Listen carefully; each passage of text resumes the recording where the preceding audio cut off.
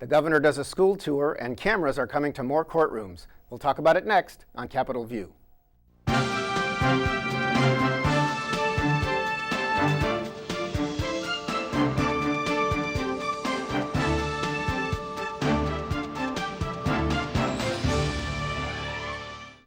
Welcome to Capitol View, the program where we talk about state issues, sometimes federal issues, and how they just might affect your life.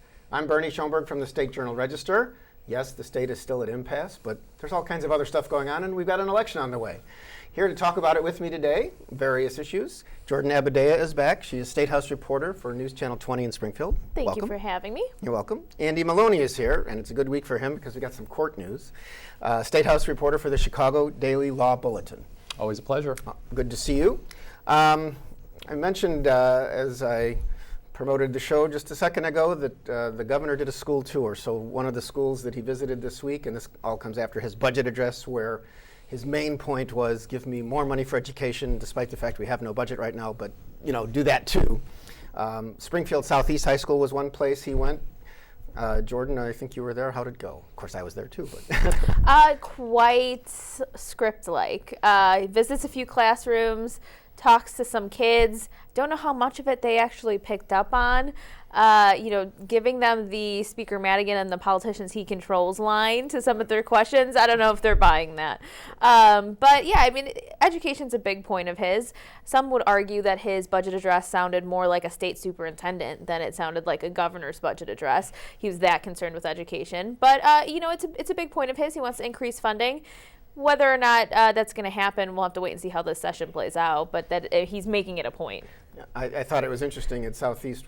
I was there too, and one student had a question ready. Her name was Mackenzie Matthews, and she said, I think she said, I'm a junior, I'm getting ready to go to college. You're not funding colleges right now.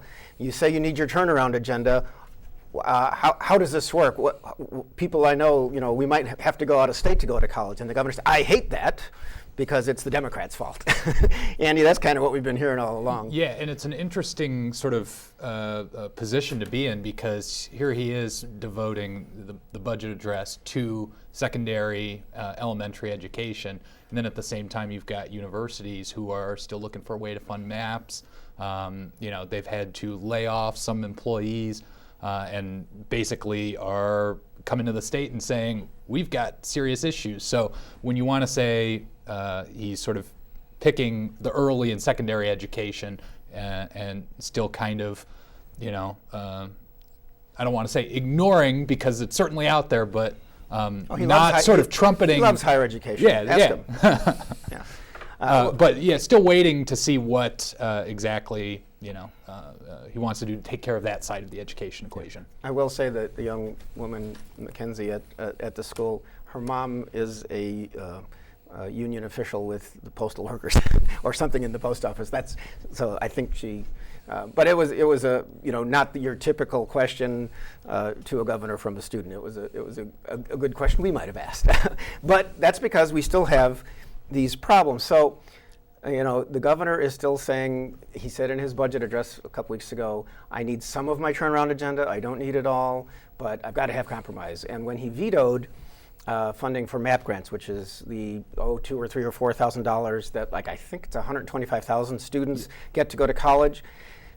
They are not guaranteed. They didn't get that money first semester. Colleges and universities basically covered for it, but now they say some of them cannot do that. And you've got many campuses seeing lower enrollments. And Chicago State University on the south side of Chicago ended up canceling their spring break and saying that they will have to close early this spring to finish. So I guess the usual question, unfortunately for this show week after week, is there any resolution in sight with the Democratic legislature and this Republican governor so they can get together on some budget to fund things like higher education that he didn't even mention in the budget address?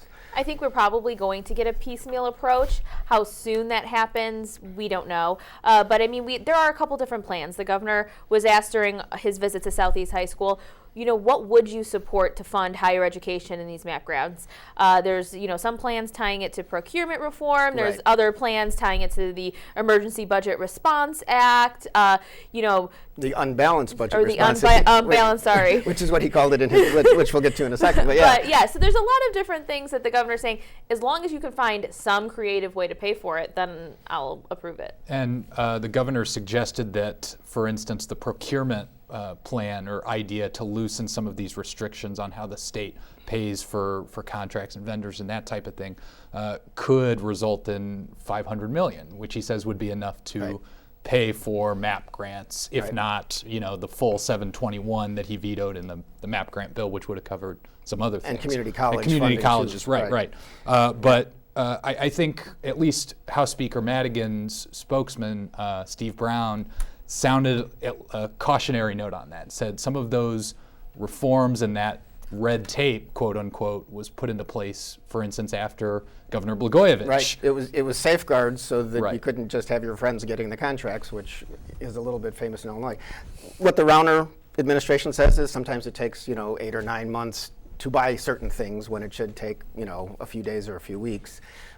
So I don't know where the balance is. And as we know, with estimates of how much revenue can be generated or how much in savings can be achieved through any reform is always difficult. But as long as you can say it and make it legitimate, if there was a bill like that, it sounds like he would maybe sign MAP grant funding. This seems to be one that he's going to have to do sometime soon because it's just such a critical time for universities. They seem to have lost almost a whole year of funding here, and I don't know if fiscal year 16, which ends at the end of June, just seems like it's disappeared into the mist. And he wanted a 30% cut in the budget last year. This year's proposed new budget is 25% cut from the previous year, but there's been a whole year of no funding to universities or colleges, which is just very weird and seems to worry some people about, will you be able to attract faculty, attract students, keep the reputation of these institutions up over a period of time. It's just kind of similar to what's happened with the State Museum, which is not yet open, although he says it can be with certain legislation. So we'll see what happens. You mentioned, Jordan, he put it in his budget address, either work with me, legislature, dominated by Democrats, and let's figure out some turnaround agenda, something that will control cost of business, be more business friendly, perhaps lower some of the influence of unions, and let's get it, and then I'll be out with you on revenue. Or you can just give me all the opportunity to cut $3.5 billion out of the budget and pass something that he called the Unbalanced Budget Response Act. So I asked him why would you even call it that? Because that's like a taunt. Nobody's ever going to vote for the Unbalanced Budget Response Act. Jordan, I don't know. Let alone vote to give the governor all of their legislative powers. I mean, I don't see that happening right now. Yeah. Anyway, I think back when we were trying to close the gap in fiscal year 15's budget, I think some people had given the governor some of that power to sweep those funds and do things. And I think some lawmakers, particularly on the Democratic side, thought certain funds would be off limits or that certain funding would be held harmless. And then they found out that the autism program was cut. On World Autism Day. Yes, among those things. So I think a little bit of that trust was taken away there. And so I don't see Democrats, especially right now, handing over all of this power to the governor and saying, do what you want. Well, and then, of course, as they were just about at the critical time in negotiations, the governor launched about $800,000 or $1 million in advertising against Speaker Madigan right at that time when he's trying to get the leader of the Democratic caucus to be on his side, which is interesting because it's a campaign tactic being used in the middle of a time when many might think, at least more traditionally, it's time to get together and govern, and so you just harden bad feelings. And it sort of echoes, I think, with the trust issue, like you said, in the school funding issue itself. You have them talking sort of about the same issue, saying it's important. The governor signals he wants to change how the school funding formula is done, but not before they pass a secondary elementary education budget.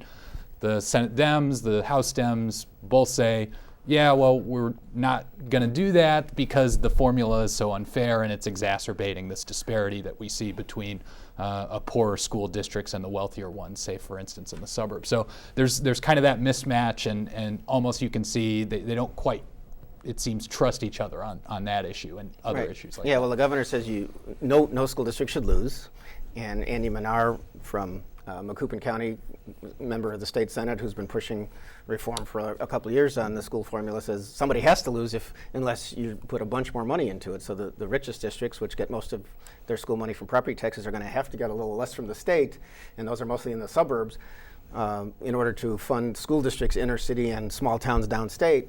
But nobody wants, to bite the bullet and say anybody can lose, but nobody wants to increase taxes enough to do all that. And that type of problem becomes particularly acute during an election year. Speaking of election year, it's just one example, and part of the viewership of this show would be the 50th Senate District, comes into Springfield, goes south of here.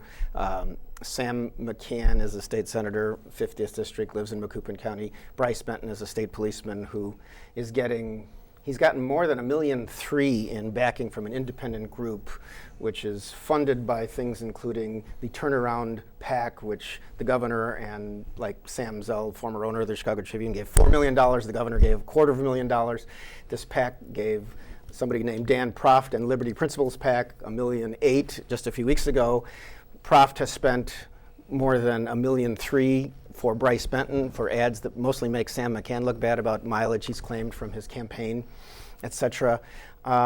Is the governor going to be able to knock off people like Sam McCann? The governor and then endorsed Bryce Benton at a Sangamon County dinner by video when Sangamon County is for Senator McCann, and some people were very offended that he did it that way.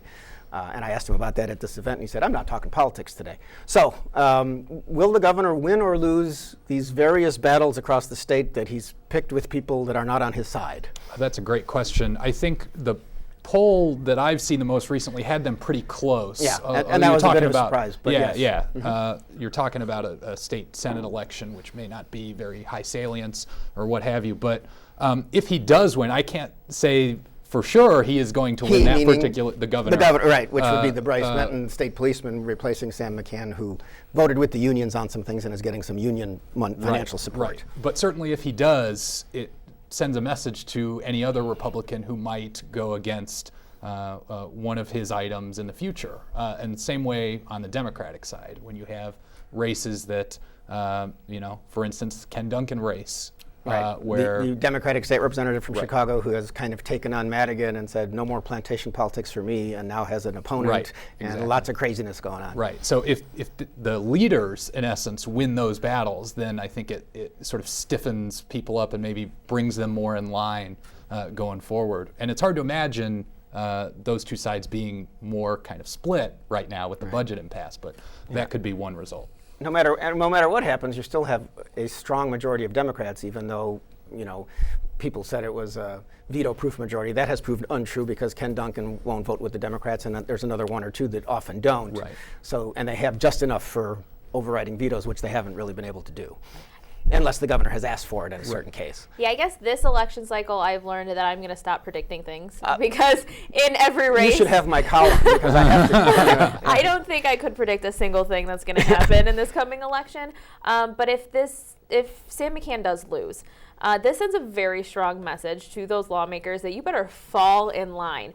We saw when Governor Bruce Rauner took office that he had this immense war chest, and I think a lot of us who watched this process thought, what is he going to do with all that money? He put $20 million into one fund, and then this turnaround fund got like $8 million from his friends. That's just so much money in this system, and everyone said, what is he going to do with this? And we saw, a little bit of, he gave some checks at an awkward time during session last year, but, nobody knew what he was going to do, and so this really proves that money really can sway some things. Right, and the Republican Party is another beneficiary. A couple weeks ago, Avery Bourne is another newly appointed representative. She replaced Wayne Rosenthal, who became the governor's director of Department of Natural Resources.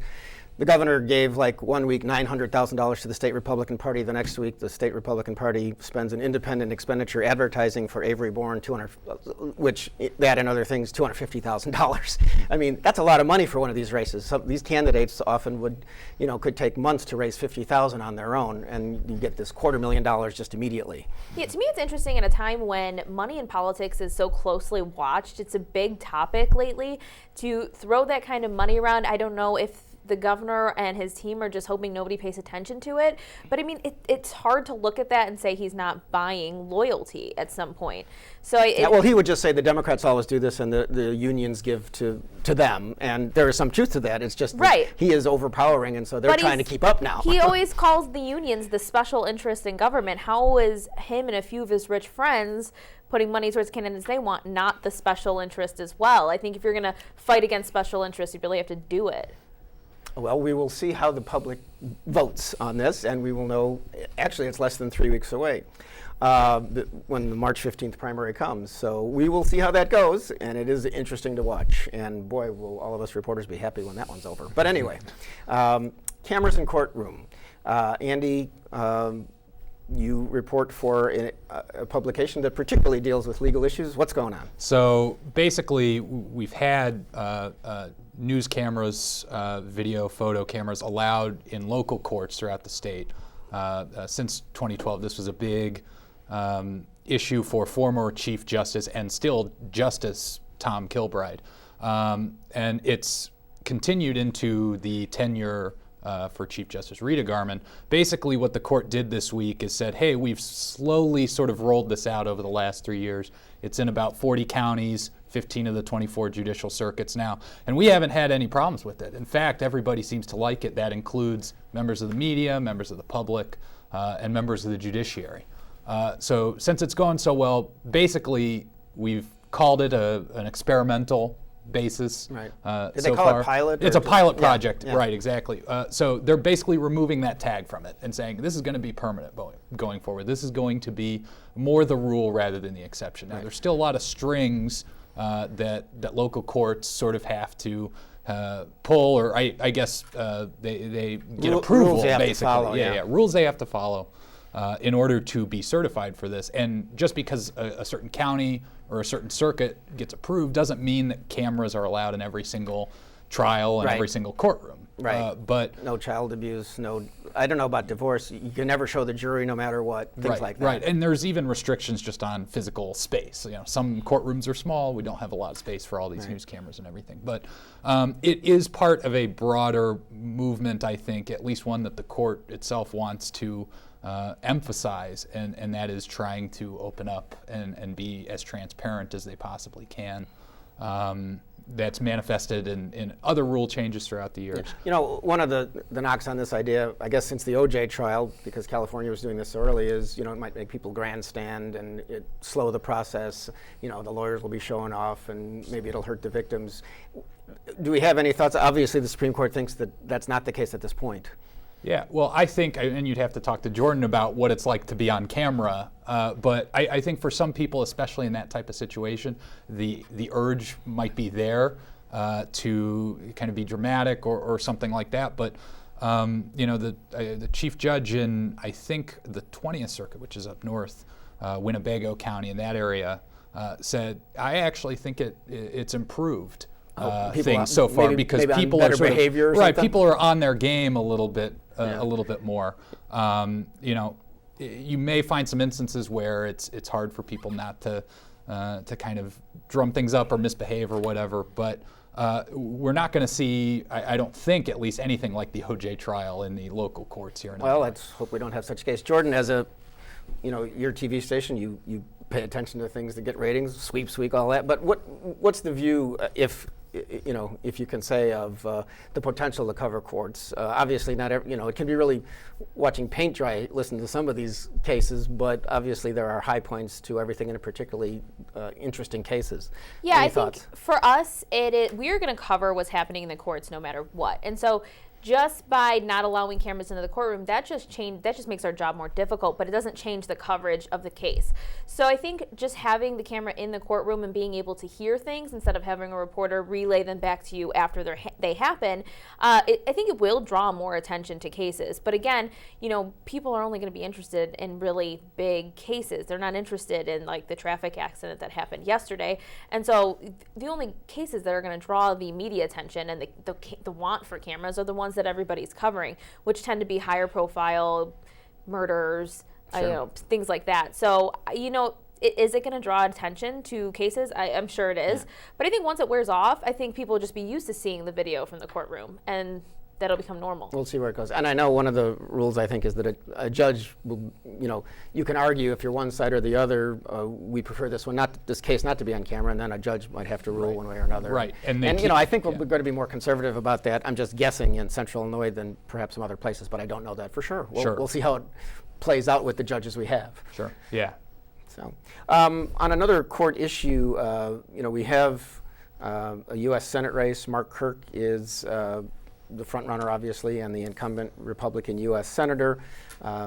He is running against somebody named James Martyr, who is, I don't think, a very well-funded, but claims to be a more conservative candidate from Oswego, Illinois. Mark Kirk this week came out and said that despite what the leaders of his party in the United States Senate said this week, that they will not even give a hearing to a Supreme Court nominee if President Obama names one to replace late Justice Scalia. Mark Kirk says, I think that we should be open to that, and it should be he should nominate a person who can bridge differences. So just thoughts about that, Andy?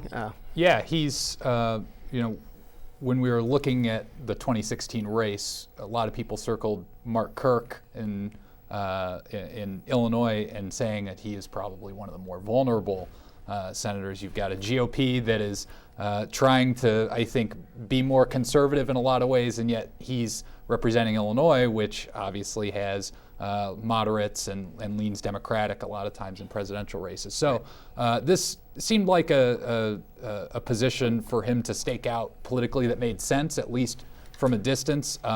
He doesn't want to be viewed in the general election, which is the race he's gearing up for, as being too far to the right.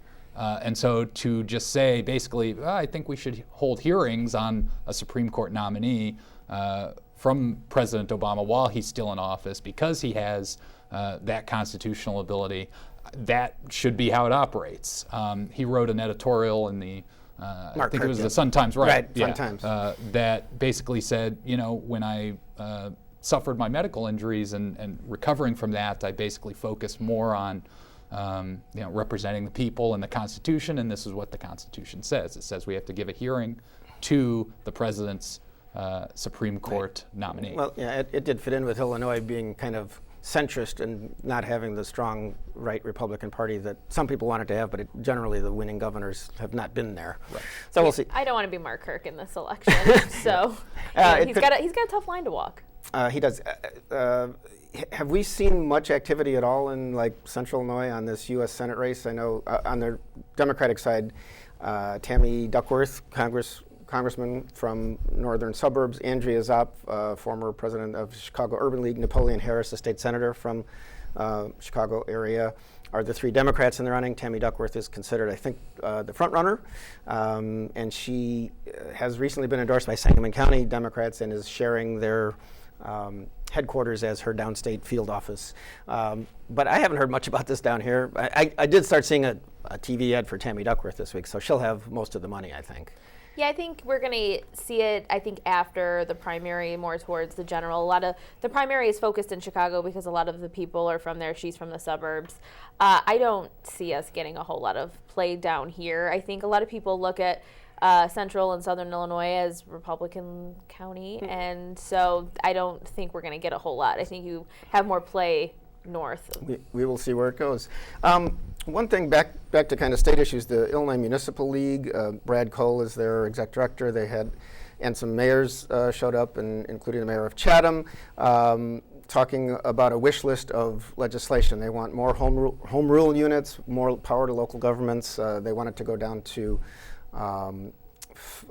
cities of 5,000 could get home rule instead of 25,000. That allows them to various things. They want automatic appropriations from the state, so you don't have to get the legislature to keep taking away the 8 cents out of every dollar of income tax that the local governments are supposed to get. Is the income tax, right? Yes. Anyway, Jordan, I think you were at that press conference too. Do they look like they might have some openings to get some stuff done? It's a 9 unit proposal. And at a time right now when the General Assembly is so far apart, I don't see them getting everything. Workers' comp was part of their. They want, they lower want workers' workers' comp comp. Maybe that could be a larger part of Governor Rauner's turnaround agenda. I think the continuing appropriations, that I think I could see happening. Right, so they don't have to get it, the legislature doesn't have to act every time to send the money to the local governments, they just get what's due them. Yeah, the from changes tax to collections. arbitration, some of the union prevailing stuff, wage. prevailing They would like wage. prevailing wage flexibility, which the governor wants for them too, but I'm Right. not sure the legislature wants it for them. So there are some sticking points in that agenda. I just look at anything now that's 9 points and 9 different pieces of legislation and think, yeah, good luck right now. We'll see how it goes. Andy, I don't know if you were there, but I know Jordan was. That the governor was asked, it was actually by somebody often on the show, Bruce Rushton of the Illinois Times, if he uses email, because Bruce has been trying to get freedom of information requests to the governor's emails. The governor says, I don't use it because it just causes trouble, and I meet with people more, and I do have a phone that the state gives me, so I don't know what this tells us, but what does this tell us? Well, that was an interesting revelation. My first thought was back in, was it 2013 or 2014? I can't remember, but the revelation that the speaker also doesn't use a cell phone. Right. So the speaker doesn't use a cell phone, the governor doesn't use email. No wonder they're not talking. There you go. Yeah, teed it up. But he if he's trying to avoid that type of communication, I mean, I guess I could see where you have so many aides and everything emailing that it doesn't really make that practical of a difference. There are always people with him. I mean, right. He Exactly. has the security and he has the top aides who are around. Right, but I think it's a different approach than a politician, say like President Obama, who is always seen with his phone out, or used to be his BlackBerry. I'm not sure if they've upgraded him or anything like that. But Jordan, can somebody govern the state of Illinois without email these days? Geez, I don't know. I could live my life without my email, but I mean, you can't FOIA something if you don't use it. So it does keep him out of trouble. He's right. We only have less than a minute left. It looks like Donald Trump may be rolling. Rodney Davis is a congressman from Taylorville, covers part of Springfield, came out for Marco Rubio this last week. Does it look like Illinois will become part of the Trump train, or do we know that? I think Illinois is going to play a role in this primary election for the first time in quite a while, so I'm excited to see what happens. Typically, Illinois has played at least a bit part in the Republican primaries by helping a more moderate candidate, say a McCain or a Romney, sew up the nomination. Right. But I think Trump is leading And in we the were polls with here. Bush. Okay, well, Jordan Abudayyeh, Andy Maloney, thanks for your help. Thank you for watching. I'm Bernie Schoenberg, and we'll see you next time on Capitol View.